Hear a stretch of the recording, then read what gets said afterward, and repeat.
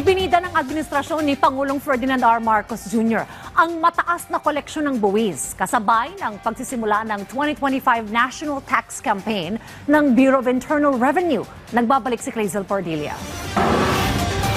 Sa bawat buwis ng ating tapat na binabayaran, tayo ay hindi lamang nag-aambag sa kaban ng bayan. Tayo rin ay nagtatayo ng isang maunlad na Pilipinas. Hinikayat ni Pangulong Ferdinand R. Marcos Jr. ang pagbabayad ng tamang buwis sa harap ng pagsisimula ng 2025 National Tax Campaign ng Bureau of Internal Revenue. Mahalaga ang pagbabayad ng buwis para pondohan ang mga programa ng pamahalaan na nagtutulak sa kaunlaran at nagbibigay ng maayos sa serbisyo sa mga Pilipino. They fund our schools where our children learn.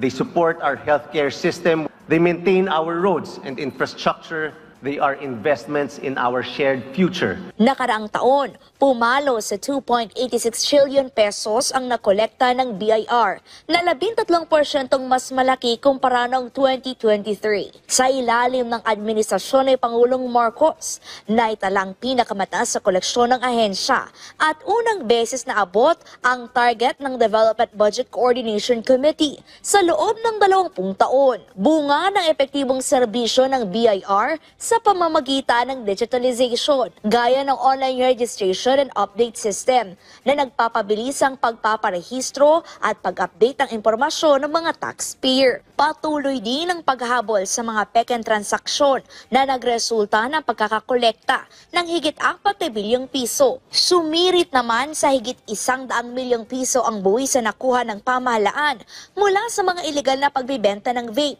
sigarilyo at iba pang produkto. Babala ng Pangulo. We will hold those who continue to circumvent our system accountable. Naglalaro sa 5 hanggang 10 milyong piso at kulong na hanggang 6 na taon ang maaring harapin sa pag-iwas o hindi pagbabayad ng nararapat na buwis. Clazel Pordilia para sa Pambansang TV sa Bagong Pilipinas.